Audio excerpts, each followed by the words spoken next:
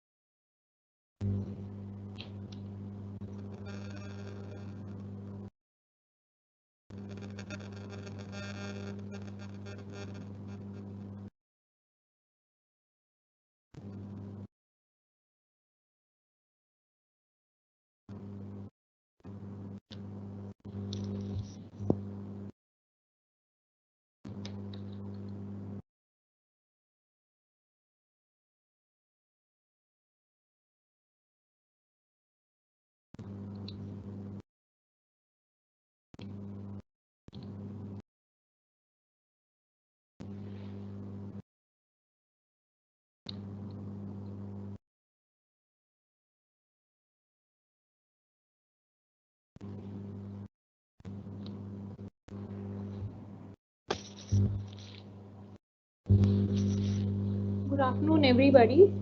This is Dr. Deepika Manucha. I'm a consultant gynecologist at Talk Online. I'm wishing you a very happy Women's Day. And today's topic of discussion is cervical cancer awareness. And okay, so why do we need to know about this cervical cancer? Because it's the most common cancer in women in India, and it is absolutely preventable. So India accounts for 25% of total cervical cancer cases occurring in the world, and the situation is more alarming in the rural areas as the women are not educated enough or they are ignorant about the hazards of the cervical cancer. So this is a survey done by a group of doctors of Indian Council of Medical Research, and it says that 67,477 deaths are annually due to cervical cancer in India, and it's second leading cause of cancer death in women aged 15 to 44 years. So basically one woman dies every 8 minutes due to this cervical cancer. So India not only accounts for 25% of total cervical cancer cases occurring in the world, it also accounts for approximately 25% of the deaths due to cancer. See, this is a report of National Cancer Registry Program published by Indian Council of Medical Research. On the right, you can see the most common cancer in India in females is cervical cancer, second most common being breast cancer. This is an important aspect about India. Papampur district of West Arunachal Pradesh is the highest in cervical cancer cases in whole Asia. So we've been talking about cervical cancer. So we need to know where is the cervix and why and what causes this cancer.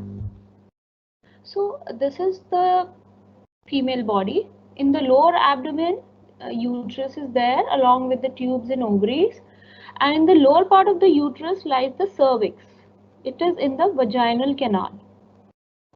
So here, this is the place where the human papilloma virus, the causative agent of cervical cancer, attaches to and causes infection and changes to make it into a cancer. This is an electron microscope image of a human papilloma virus 16, that is a very high risk cancer causing strain of human papilloma virus, which was discovered by this gentleman, Professor Harold Zur Hassan, He postulated that the high-risk cancer-causing human papilloma virus is 100% cause of cervical cancer, that is HPV-16 and HPV-18 strain. He got a Nobel Prize for that in 2008, and he also co-discovered HIV. So human papilloma virus is solely responsible for the cervical cancer, and it also causes other cancers like vaginal cancer, vulval, genital warts, anal cancer, oropharyngeal cancer, and penile cancer. There are around more than 200 strains already discovered of this virus. Not all are cancer causing. So HPV infection rate is 80% in all the sexually active women. But out of these 80%, 80 to 90% of the HPV infection is resolved within 2 years. In young women who have good immunity, it resolves. But the 10 to 20% of HPV infections persist and change into cervical cancer. Even we doctors do not know that which HPV infection will persist and turn into cancer and which will heal on its own.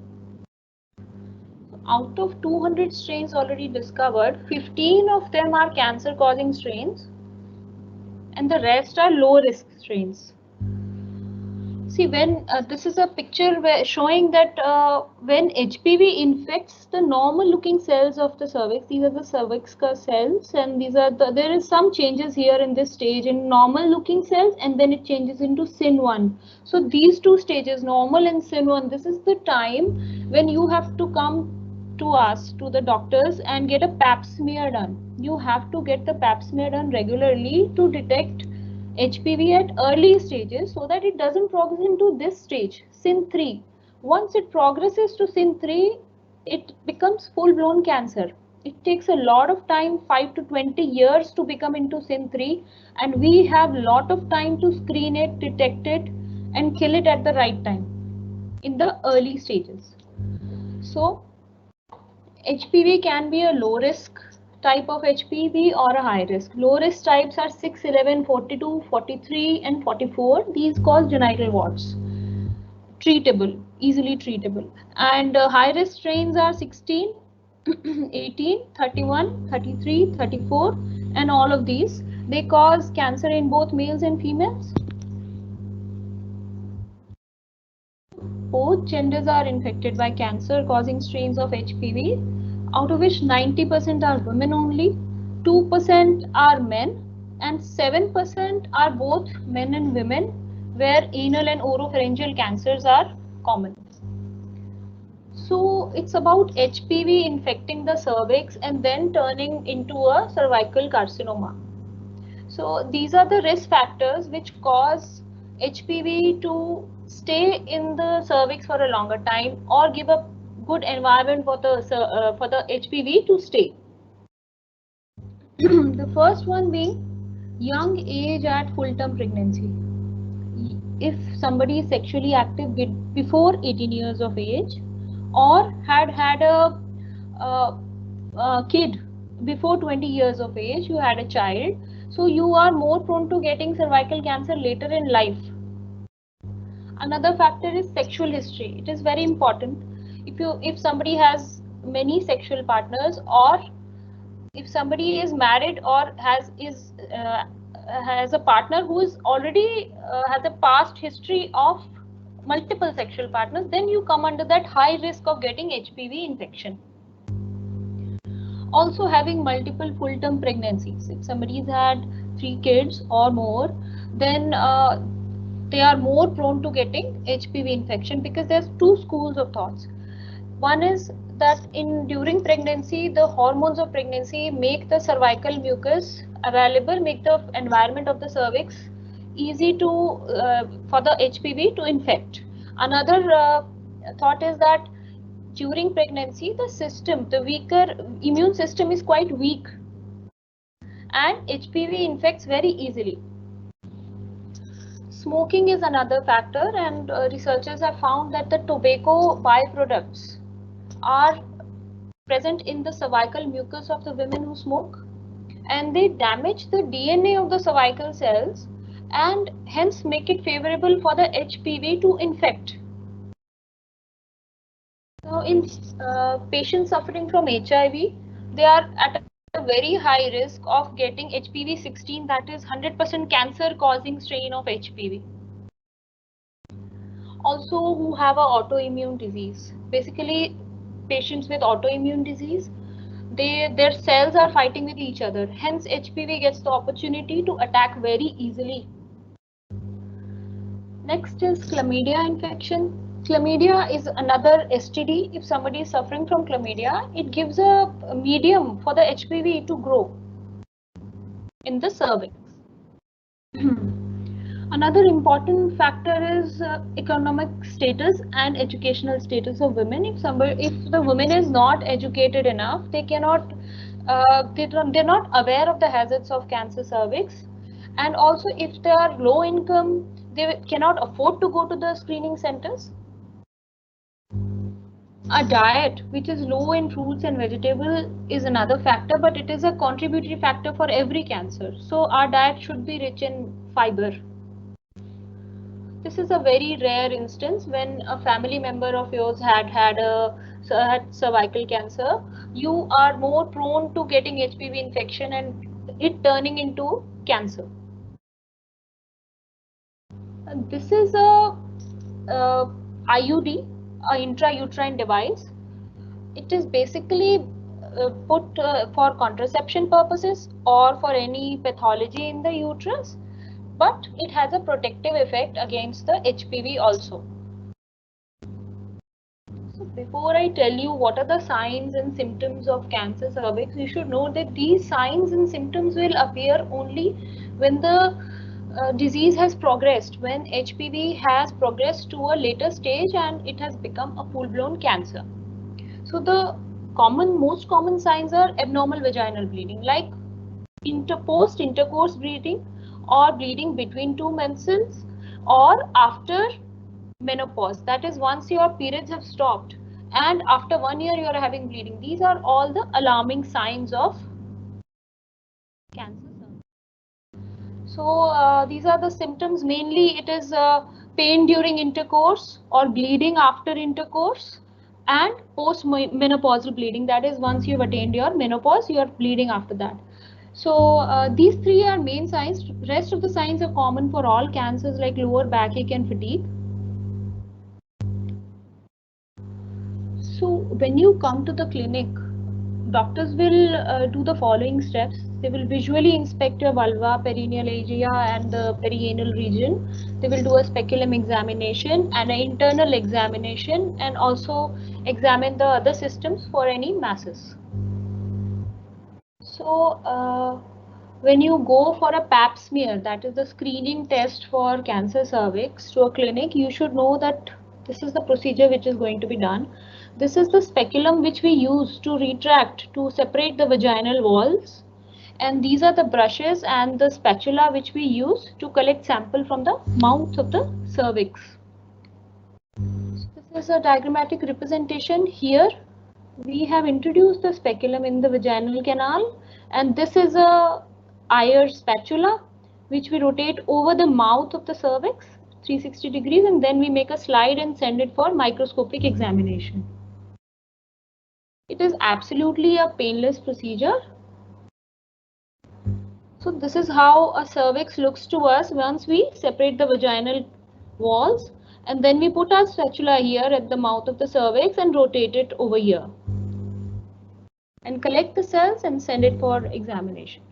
So when you come to us, doctor will make you lie down on an examination table and speculum will be introduced to gently separate the vaginal walls so that we can visualize the cervix, the mouth of the cervix, and then the brush or the spatula will be introduced over the mouth of the cervix and rotated, and the cells which will be collected will be sent for microscopic examination. So why are we collecting cells from cervix only? What is there? So we need to know why we are collecting, why HPV infects the cervix only. See, again I would like to tell you that this is the female body, and in lower abdomen lies the uterus. These are the ovaries, and this uterus is continuous down. Here is the cervix in the vaginal canal. So on the right, you can see a diagrammatic representation. Here, what happens is the cells from the uterus, from the inner lining of the uterus, the cells migrate out and they change into cells of the cervix. So this transformation of one type of cells into another type of cells, this zone is very weak. Here HPV can get attached to very easily. So that is the reason why we are collecting cells from your cervix. So this is a normal looking cervix on the right. See, this dark red portion, these are the cells which are coming out from the inside from the uterus, then going outside changing into these light pink structure called the cervix, these cells of the cervix, and this junction between them, the transformation zone between them marked in black, this is the transformation zone. From here we collect the sample for any evidence of infection with HPV or any abnormal cells. So now that we have taken your pap smear and sent it for microscopic examination, what do we see there? We see dysplasia. This means bad, plasia means formation. So we basically see bad cells formation. And it can be mild, moderate, severe, and simultaneously we also see which type of HPV is there in the cells. This image shows that this is the uterus, this is the cervix in the vaginal canal. This is absolutely normal. Stage 1 is stage 0 and stage 1 absolutely normal looking uterus, no symptoms, no signs. So these are the two stages when we need to check again and again for pap smear. We need to screen you for pap smear, and then we check whether there is any tendency, any evidence of HPV in there or any abnormal cells. Because see, we have to catch the HPV here in stage 0 and stage 1. Once stage 2 comes, it means that these cells, these dark pink cells, these are cancer cells, they have invaded your side walls, they have invaded your vagina. So this is the stage when we will need surgical intervention. Before that, we can cure by many methods, like either we will kill the HPV by freezing it to death, or we will kill the HPV by heating it to death. So freezing method is called cryocautery, and the other one, heating it to death, is called thermal ablation. So 80% of the women by the age of 45 years will get infected by HPV. So we have to catch the HPV at early stages when there are no symptoms, because it takes around 5 to 20 years to become into full-blown cancer. And in young women, it sometimes resolves on its own within 2 years. But in some it persists and causes changes in the cells, makes it into proper cancer. So when we can see the cervix like this, see the normal looking cervix there, that is the time when we have to catch the HPV and kill it. So we are basically, since it is a 100% preventable cancer, it can be prevented either by vaccination or screening methods, like I mentioned, pap smear and HPV DNA. So the cancer prevention, cervical cancer prevention, starts in the adolescence, and WHO says that HPV infection is sexually transmitted, usually acquired within the first few years following sexual intercourse. Therefore, vaccination should be administered before the first sexual act, before any risk of exposure to HPV. These are the vaccines which are available in India. Cervarix is the first vaccine. It is covering two strains, HPV 16 and 18. As I mentioned earlier, 16 and 18 are those strains which cause cancer. Okay, so it's covering only the cancer causing strain, and the ages from which we can give are 9 to 25 years of age. And also, if somebody is not sexually active till 25 or after, then also we can give the vaccination just before the sexual activity or just before getting married. The way it is given is 0, 2 and 6. If you take the vaccine today, then 2 months later from today and 6 months later from today. That's how we vaccinate. Another vaccine is Gardasil. It covers a little wider range of HPV strains, but it's covering also the benign ones. These 6 and 11, they cause genital warts. It's also covering the warts strain. So it will prevent you against warts as well as cancer. Again, the age is almost same, 9 to 26 years of age, and it prevents anal, cervical, vulval, vaginal, anogenital warts, and the same duration, it is 0, 2 and 6 months. So we have seen there are two types of vaccinations, quadrivalent and bivalent. Quadri means 4, so it covers 4 strains, that is Gardasil, and bivalent is Cervarix, covers 2 strains. So, and this is a recent modification in the age group 9 to 45 years, because if somebody is not sexually active till 30, 35 years, then they can also take the vaccination before sexual activity. This is the newest recent vaccine. Gardasil 9 covers 9 strains of HPV, both high risk as well as low risk, both cancer causing as well as warts causing strain. Same duration, the way we give other two vaccination, we have to give it at 0, 2 and 6 months. And but the advantage is we can give this in males and females both. And since the this age group is being decided by the US guidelines, because there the sexual activity starts early on in kids, and even in rural India they are getting married at an early age, so it can be started at 12 years of age for all children. Many studies have been done for to check the safety efficacy of vaccines in India, and they're completely safe. And taking vaccination is better than getting infected, because once you are infected by HPV, your immune system will not fight it as well as it will fight when you are vaccinated. The immune response is it's more as compared to when you get infected. So how do we prevent? I've told you need to get pap smears regularly. How regular you should be? See, if you have started, if your age of sexual activity is 18 years, you should start getting your pap smear done within 1 or 2 years of sexual activity, or 21 years and above should get their pap smear done every 3 years. If you are 30 years of age till 65 years of age, you have to get your pap smear done every 3 years, along with HPV testing every 5 years. That is, we do that in the same sitting. We take the pap smear and get you check for HPV DNA also in the same setting. There is no separate test for that. And more than 65 years, you do not need a screening. So I am telling you that you get a pap smear done, also get vaccinated. In spite of vaccination, why do you need the pap smear? Why do you need to continue with the pap smear? Because see, we have discovered these 200 types, and vaccines cover maximum 9 types. So you are not immune to other types. So you need to keep yourself getting checked. You know, keep pap smear. Pap smear should be regular. For every 3 years, you should get your pap smear done in spite of being vaccinated.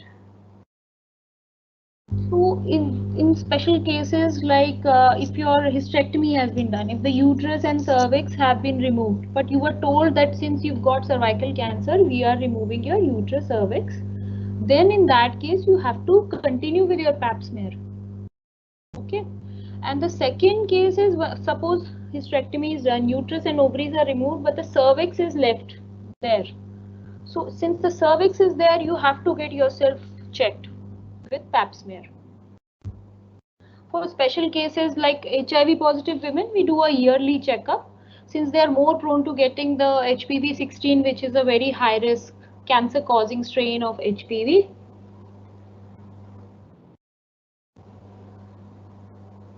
Okay.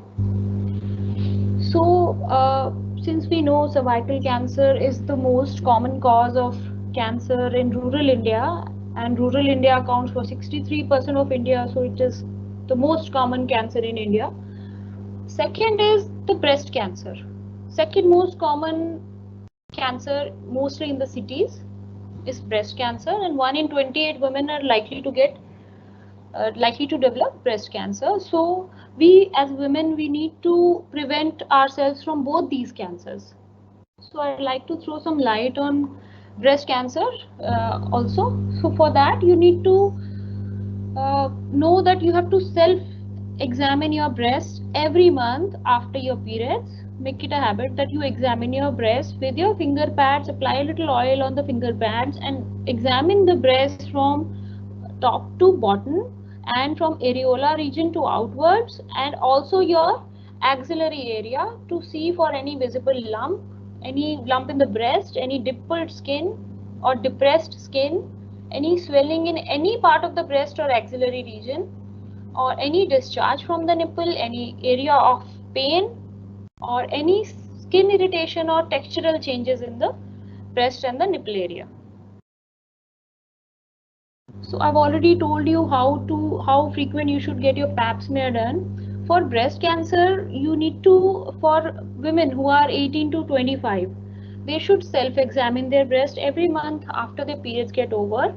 And in case they find a lump, in case they feel something, they should go to their doctor and get themselves investigated by ultrasonography. And women who are above 35 years of age, for them, annual mammography or MRI imaging of the breast along with self-breast examination is recommended, because after 35 years of age, mammography is recommended. Less than 35 years of age, the breast tissue is quite dense.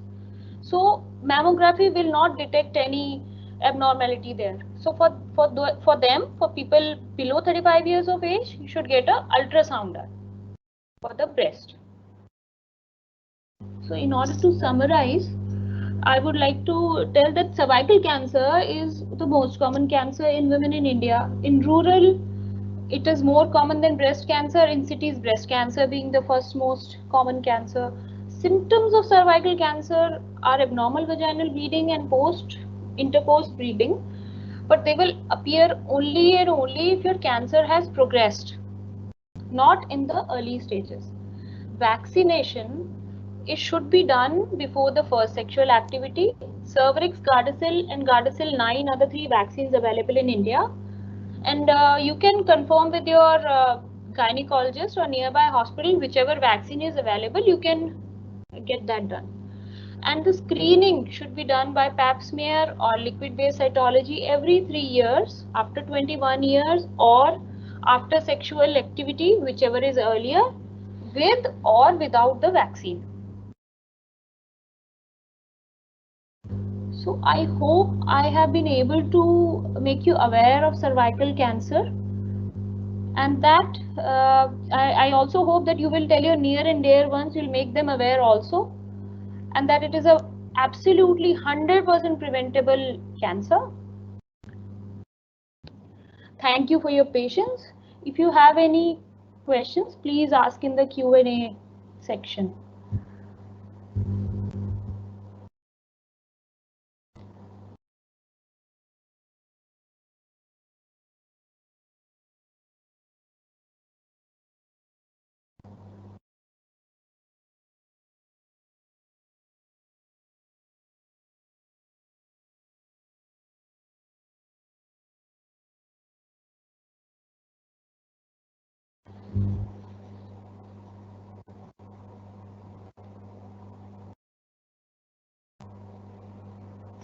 I have a question here. How frequently should one do pap smear?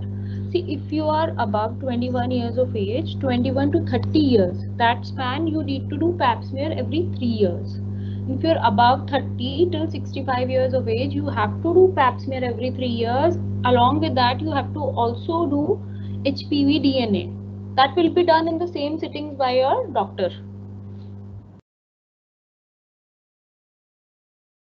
When should the vaccine be taken? See, vaccination can be started, you can give it to your kids by the age of 12 years. You can start giving the vaccination to them, or just before sexual activity or just before getting married, you can get vaccinated.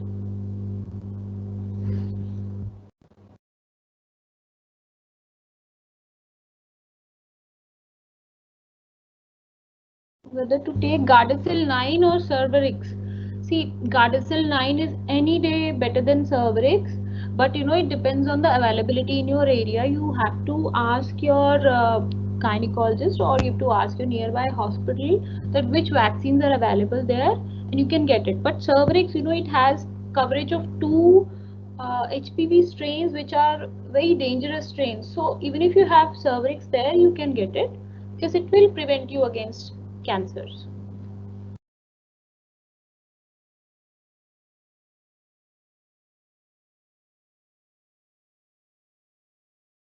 Any symptoms of cervical cancer? Is it hereditary as in breast cancer? See, it is not hereditary, but if somebody has got cervical cancer, has a history of cervical cancer in your family, then you are more prone to developing cervical cancer as compared to other people who do not have a family history. But it is not a very strong instance, it's a very rare instance. And symptoms of cervical cancer are abnormal vaginal bleeding, pain during intercourse, pain or bleeding after intercourse, or once a woman has attained menopause and she's bleeding after that, after 1 year, suppose attained menopause and then bleeding. These are the signs that the cancer has progressed. These are the symptoms. Otherwise, in the early infection, there will be no symptoms. Okay. Is the vaccine confined to women who have not been sexually active? I'm a mother of two. Can I get vaccine now? Yes, you can get vaccinated now. See, the vaccine is basically prophylactic efficacy is 100% of this vaccine. But you can also take it now, but it will not prevent you 100%. It will not give you that 100% protection against the HPV you have already been exposed to. But it will prevent you if you have not been exposed to HPV 16, 18, 6, 11. It will prevent you.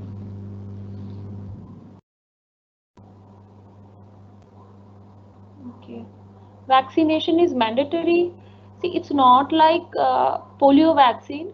It's not a the government has not made it mandatory, but we should ourselves should feel as women we should get ourselves vaccinated before the first sexual activity. Even if the awareness has come now after the sexual activity, you should get yourself vaccinated because you'll be prevented against HPV 16, 18, which are 100% cancer causing HPV strains. Okay.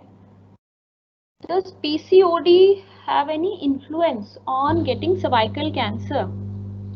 See, no. PCOD is not a risk factor for cervical cancer. It doesn't have any influence. It's related to ovaries and related to hormones, but it will not cause cervical cancer. Common symptoms in cervical cancer and PCOS? No, they are not. They are not. Not related at all. I had vaginal pain, so I got my pap test done. I'm HPV positive, and there is no pain. See, if you had pain and you've come HPV positive, which strain of HPV is positive? First, you need to know that. If it is 16 or 18, that is a cancer-causing strain. Okay, and you have to also see if the pap smear is normal or not.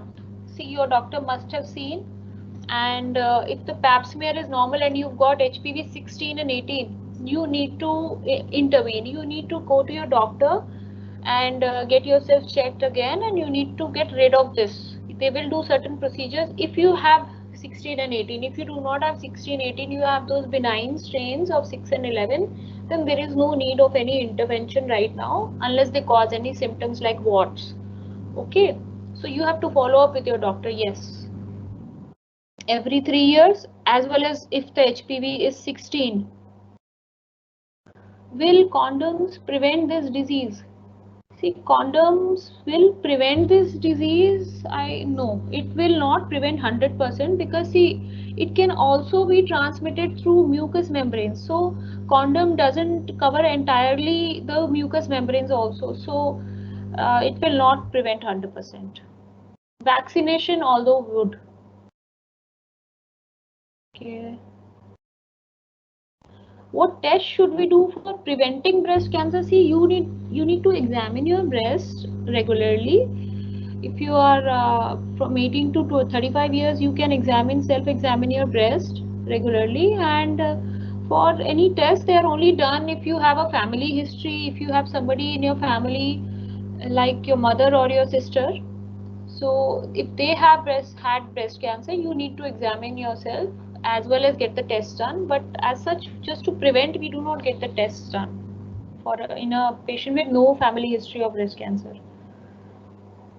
If somebody is sexually active and not vaccinated, okay, you can get yourself vaccinated now and also get the pap smear done every 3 years, so that in case you've had there was any risk factor involved and you had HPV, you've contracted HPV, so we'll come to know if it is there in the cervix or not, and then accordingly the steps will be taken. Approximate cost of pap with HPV. See, in government setup it is free. It is free absolutely, but in private they will charge you. Depends on your area. You will have to find that out in the hospital. What leads to period delay other than pregnancy after the age of 40? See, after the age of 40 is a perimenopausal age group. Okay, so if periods are delayed, it could be a normal phenomenon because you are perimenopausal and your periods are going to slowly, gradually stop. So hormones are little at an imbalance at that time. So that could be one reason. Other reasons are various other hormones which you need to get tested in case you're not attaining menopause. Apart from pregnancy, there are other hormones which you need to get tested. Okay. Is it true that mammo should not be done frequently? If not, what can be the frequency? See, every year after 35 years, mammo is recommended, not before that. And every year once is enough. What is the right age for vaccination? Can it be administered? It can be, see, right age of vaccination is basically just before sexual activity. Okay. And the best age is from adolescence. Okay, that is the time when kids should get vaccinated. Okay, and if otherwise it can be administered in any age group, and if you're not sexually active. Fatigue, white discharge, irritation is an alarm for checking. See, alarm for checking is not these things, but you should get your pap smear done regularly, because these discharges can also be because of some normal infection occurring in the vagina or disbalance in the vaginal flora. These things not necessarily is going to be cancer, but you need to get yourself checked. Pap smear done every 3 years. Okay.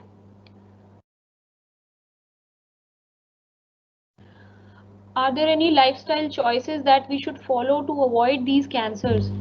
See, you can change diet. There are some diet modifications which you can do. In general, for cancers, you need to have a high fiber diet. You should follow some diet regimes, like you can follow intermittent fasting. Intermittent fasting is proven that they've got the doctors have received a Nobel Prize for this research of theirs. And if you do intermittent, you can Google it, intermittent fasting, and you can find out how to do it, because it is one of the cancer preventing diets, if you want to say. And what it does, it has got a once you do intermittent fasting, the autophagolysosomes the autophagolysosomes, they get activated. They're basically, these cells engulf the bad cells of your body. It could be infection, it could be precancerous, but once somebody has got cancer, this diet will not solve the issue, but it is definitely a preventable, precisely a preventable, cancer preventable diet. Okay.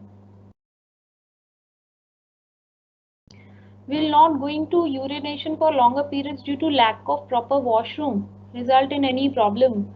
See, you might have, if you, because of stasis of urine in the bladder over like continuously for say 12 hours and all, if you do that extreme, that might cause stasis and formation of stones and infection. Initially you will get UTI, and then UTI will later, urinary tract infection will later cause, uh, might cause kidney stones. So it's like, if you do it regularly and for longer duration, it's not a healthy habit. You should urinate every 3 to 4 hours, and if you do not have proper washrooms, then you can use those sprays and all which are coming these days for, for public washrooms. Can use that. Whether any side effects of vaccine? See, there hasn't been any significant side effect of vaccines till date, and in my experience. But yeah, we give you the vaccination and we keep you under observation for 15-20 minutes for any, any reaction or any some itching in the body or some, feeling dizzy. Very minor side effects if it happens. Though I have not seen even a single side effect till date. Does infection occurs using condoms? Yeah, I've already answered yes, it can occur. Are there chances of getting HPV 16-18 in future if benign HPV is detected? See, there are, even if benign HPV is not detected and you have some high risk factor, HPV 16-18 can infect, irrespective of whether it has been, whether you've had HPV 6-11 before or not, the benign ones. Okay, so get yourself checked every 3 years and get your HPV DNA done every 3 years.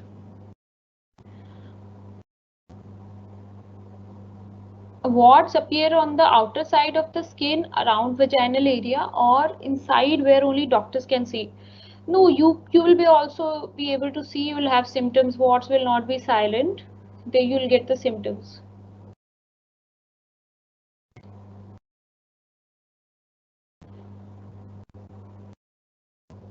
Do you know of any HPV post delivery? I didn't get this question. Maybe you were trying to ask after delivery whether you can get vaccinated. Yes, you can get vaccinated after, once you've stopped feeding your baby, after 6 months of exclusive breastfeeding. You can, after that, during your weaning days, you can take a HPV vaccine for that. Is it fine to do pap smear every year? Yeah, you can get it done every year if you want to, but within 2 years, usually it resolves in 90% of cases, as I told. So we keep that margin as 3 years. In 3 years, it will not damage. In HP will not progress to any cancer within 3 years. Okay, so you can get it done every year if you want to. There's no harm.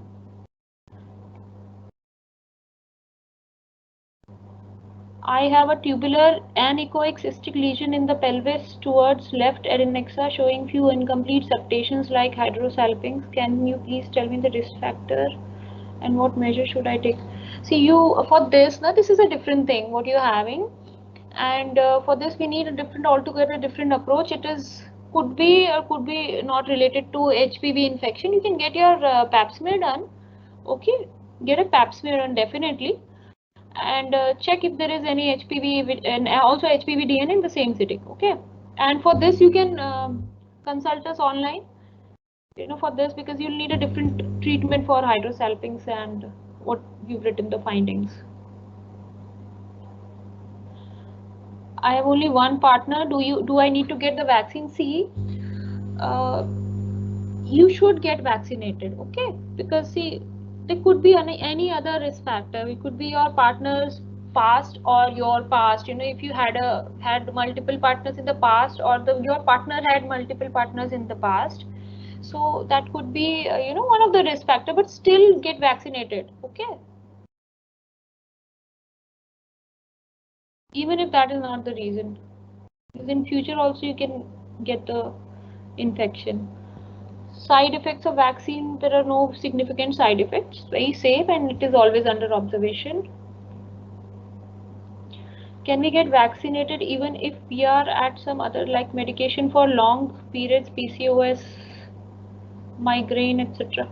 Yes, you can take the vaccination. There is no interaction with these the drugs you are taking, but we would have to check one more time what exactly is the drug list you are taking.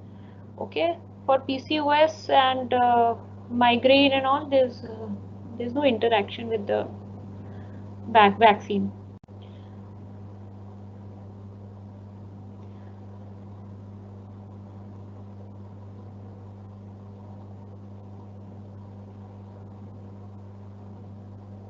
Yes, it is 100%. See, vaccination is 100% protection to cervical cancer. Someone has asked. Yes, it is, but prophylactic efficacy is 100%. That means when you get vaccinated before sexual activity, it is 100% effective. Okay.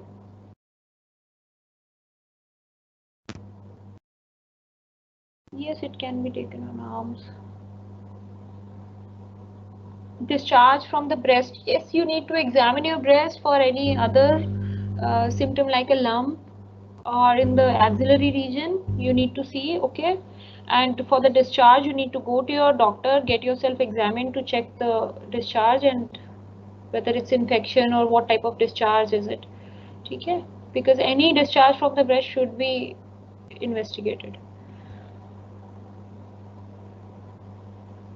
Can the vaccine be taken during pregnancy? No, not during pregnancy. In case suppose you've taken a dose today and then 2 months later and then you get pregnant, stop the third dose, don't take it. Okay, you can stop in the middle also. Once you get pregnant, you cannot take this vaccination.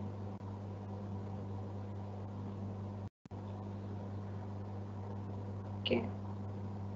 Okay, someone is just joined and okay, I'll explain about, I'll tell you in gist, so in short, what all precautions you need to take. You need to be aware that it can be prevented, 100% preventable, that is by pap smear.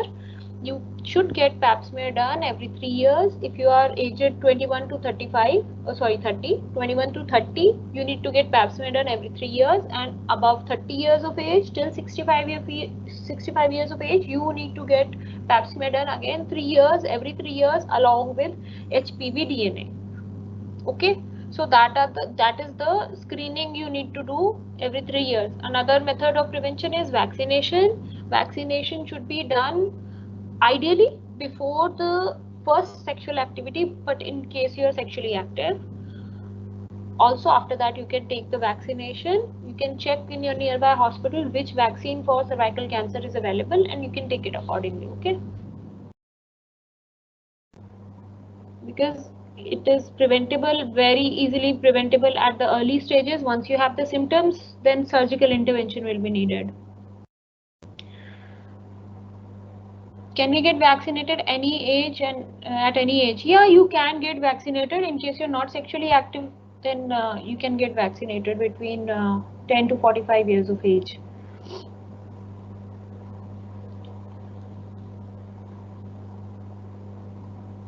See, if the next question is, what if the female takes the vaccine after 27 years of age? Will the vaccine be effective? Yes, it will be effective. See, if somebody is not sexually active, then the vaccine will be effective. Just before the sexual activity, you can give the vaccination.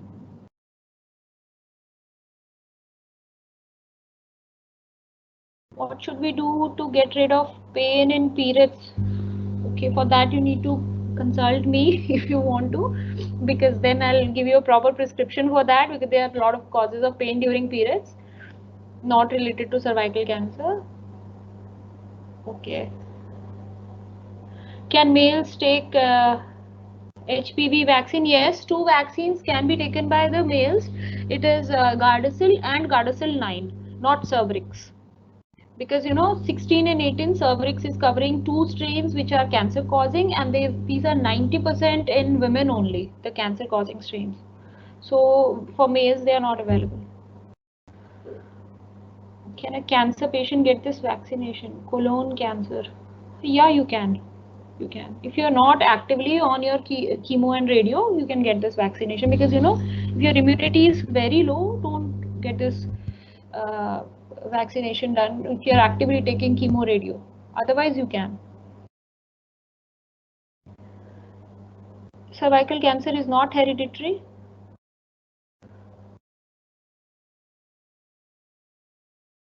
How can coitus be the symptom of cervical cancer if sex is happening for the first time? No, then it's not a symptom, because then there is a hymen rupture, then there is bleeding. So it can be a normal, that can be normal, but still I would advise get a pap smear done every 3 years if you're sexually active. Okay.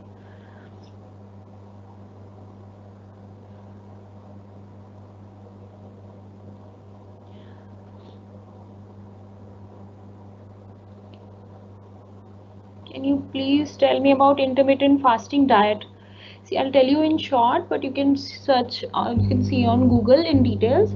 You can start with a 12-hour to 14-hour fast in the first week. Like in the night, you've had meals at 9 o'clock, and then in the morning, at after 9 o'clock, you can extend it till 12 o'clock. Don't have your breakfast, skip your breakfast, and you can have 11, 12 o'clock, you can eat something. But during this fasting time, you need to exercise for half an hour. Okay, because then this diet will be the most effective for weight loss, fat loss, as well as preventing many other diseases. Okay, so in the first week, start with 12 hours of fasting. You can have black tea, like tea without sugar and milk. You can have decaf tea, decaf coffee without sugar and milk. During these fasting hours, it will not break your fast. And in the night, if you want to prolong your fast the next day, in the night you can have a very protein rich diet like uh, cheese, paneer, or chicken, eggs. You can have these high protein fish. You can have these high protein diets, or you can have some whey protein with milk in the night. That will help you fast for longer hours. Okay, that you can do that in the first week, 12 hours to 14 hours. Then in the second week you can change it to 16 hours. Then slowly, gradually you can increase it. Okay, 16 hours of fasting and 8 hours of eating, like that. Okay, for any details you can consult me, or you can Google it also. You will find more details there. Okay, pain during periods. Okay, there's a I'll see. There's a over-the-counter drug, Meftal-Spas. For the time being, you can take it, but you would suggest a consultation before I decide on. Yeah, if it's acute pain, then you can take Meftal-Spas along with the pantoprazole. We can take cervical before COVID vac. Can we take cervical cancer vaccination before COVID vaccination? Yes, you can. But take it before only and give it, because there's not much research on the present COVID vaccine. We know about the cervical cancer vaccine. Needs some. It is painful while no, is it painful while getting vaccinated? It is as painful as getting a any other injection in the muscle. So no, the same pain. 38 years old, mother of two, can I take vaccine? Yes, you can take vaccine. It will not be 100% effective, but yes, it will give you some protection. Okay.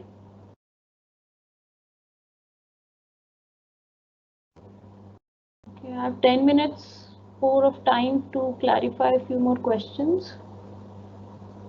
Okay.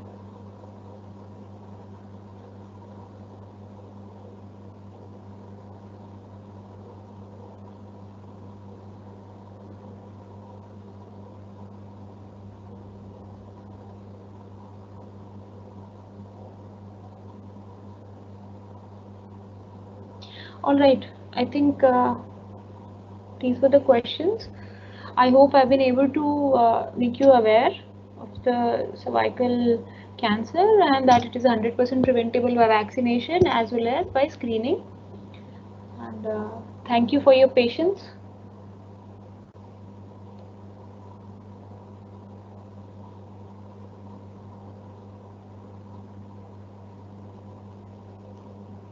I guess there are no more questions. So we'll end the session here. So thank you.